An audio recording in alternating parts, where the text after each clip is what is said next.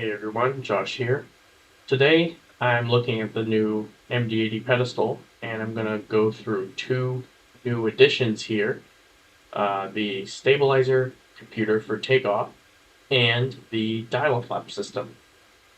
So first let's look at the stabilizer computer. We'll do it from this view. Okay, so this area here is the stabilizer computer. And in order to determine what the stabilizer position should be for takeoff, you need to set the CG and flap setting into the computer, and it mechanically calculates what the trim setting should be and also points to it with the screen pointer. So to find the CG, you can do Shift P, or you can find it in there. To get my performance applet up, and you'll see that we have our CG displayed up here. We don't need the ZFW CG for this. We want our actual CG, so 17.4. That's set here. But if it was something different, we just turn this knob here, and you'll see it will adjust.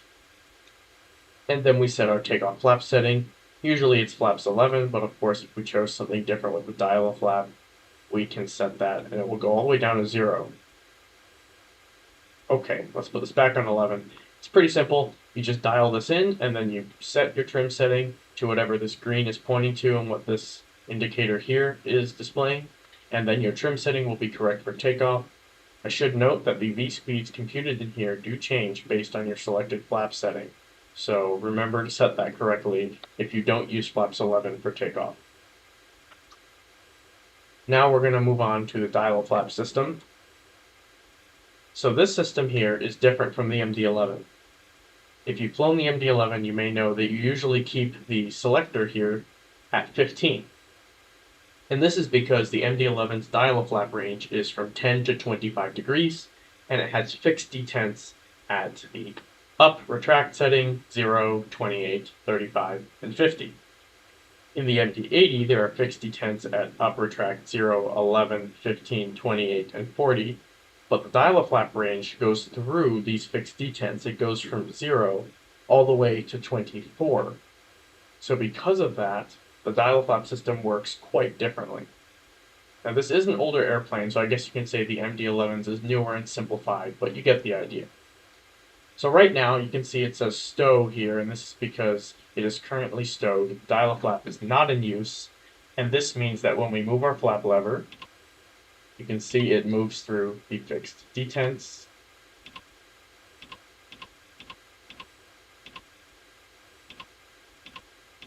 Pretty simple. This is how you've always used the flap lever in the MD-80. Now, if we want to set a dial flap setting, we can rotate this knob. Let's say 5.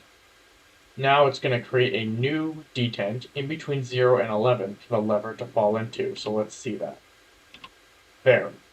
We're now in 5, and you can see that it is setting 5 degrees of flaps. The slats are extending to the takeoff position here. Now, when the set flap position is less than 14 degrees, the takeoff slat position is the mid position, or you could say the medium position. And if it's over 14 degrees, then the slat position is the extended position for takeoff. So this means that if we then try to adjust our dial flap here, and you'll see first of all we can't do that while it's in detent, so we have to move it out of detent first, so it could damage the mechanism. Let's now try to set a pretty extreme setting, let's say 20 degrees. And now let's jump down into that detent between 15 and 28. There's 20. And now you can see the flaps are moving and the slats are moving too, because we're now setting them to the fully extended position for takeoff. So we still get our takeoff light here, but they're now in the fully extended position because we have commanded the flaps to more than 14 degrees. Now you may have noticed on the wheel here, there was this do not use band between 13 and 15. And this is because of that feature I just mentioned with the slats, that they have 2 positions. So if you try to set it around 14 degrees, you can't be 100% sure what the slat position actually is going to be, whether the system is going to interpret it as over 14 degrees and then extend them fully or not, because this knob in real life, mine moves, you can see, in little clicks like this, but in real life it doesn't have those clicks. It just kind of moves continuously. So if you don't set it just right, the position might be slightly off and it might get rounded differently. So because of that, you cannot use flaps 14 for takeoff, and the band is a little bit wider than that. You can still use flaps 13. So if I move it up here, so that's 11, that's 13, that's 15. If I put it into 13, you'll see if we zoom in on this flap gauge, we're here at 13 degrees, and we have our takeoff position. 13 is less than 14, so that's why it moved. We're in the mid position. For the slats, this is completely valid. All we would have to do here is set that to 13, get our takeoff trim correct. That's perfectly fine. But you'll see if we try to set it to 14 degrees, watch what happens. We try to put it in that detent, it will actually extend the flaps to 14 degrees. However, you'll notice that the disag light is going to remain on because the system is smart enough to know that the slats are currently not being commanded properly, and to avoid pilots taking off without realizing this or forgetting it, it will continuously show the disag light regardless of what the actual position of the slats are, because the command is not valid, and whenever the command and the actual position don't agree, this light turns on. So a not valid command means it doesn't agree, and therefore the light stays on. So this is a reminder that you have set an illegal flap position for takeoff. And then, of course, another thing is if we set it to 15, which is the same as one of the fixed detents, then you'll see there's no double detent. My logic here is smart enough to know that, and it will just fit right into 15 as normal, as if you had the dial flap stowed. It's exactly how it works in the real plane as well. If you match it up with a fixed setting, it becomes transparent. You're just in that fixed setting, and the dial flap setting is essentially ignored.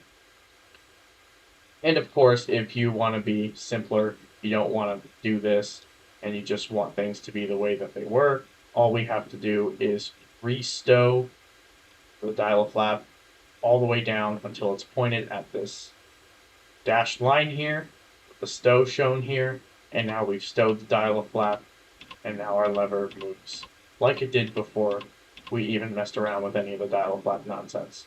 So that is how dial flap works on the MD-80. It is only used for takeoff, so during landing, if you still had a dial flap position set, you could use it if you wanted to, but most of the time operators just skip it. So if you had 5 set, they would, during landing, during deceleration, they'd go from 0 directly to 11, just bypass that 5 position. You don't need it. So that is how it works. A couple other quick tidbits about the new pedestal I'll throw in this video here. The trims are working now. So you can set the rudder trim with this knob right here, and the aileron trim with this knob right here. And one quick reminder, let's just move the aileron trim to an extreme position as a demonstration. The aileron trim works by displacing the second tab. So this is the aileron tab here, and this is the trim tab. And reminder that tabs go in the opposite directions. You can see if I move the stick to the right, it actually goes down instead of up, because that will push the aileron up. So the trim, I put it full left, would be as if I was, you can see it's in the same direction as if I moved my stick to the left. So it's aerodynamic trim tab, trim system. Aileron trim is not often used. However, rudder trim in an engine out scenario is used, but I'm just going to leave mine at 0.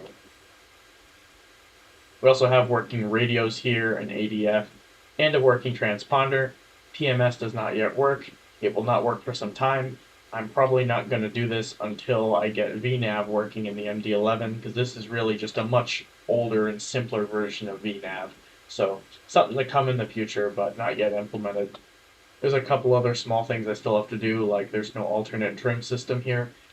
Doesn't work yet. That's pretty easy. I'll do it at some point, but doesn't work quite yet. And the pressurization stuff here does not work because I don't yet simulate pressurization. So that's about it for this video. I hope this was helpful or that you enjoyed it. And until next time.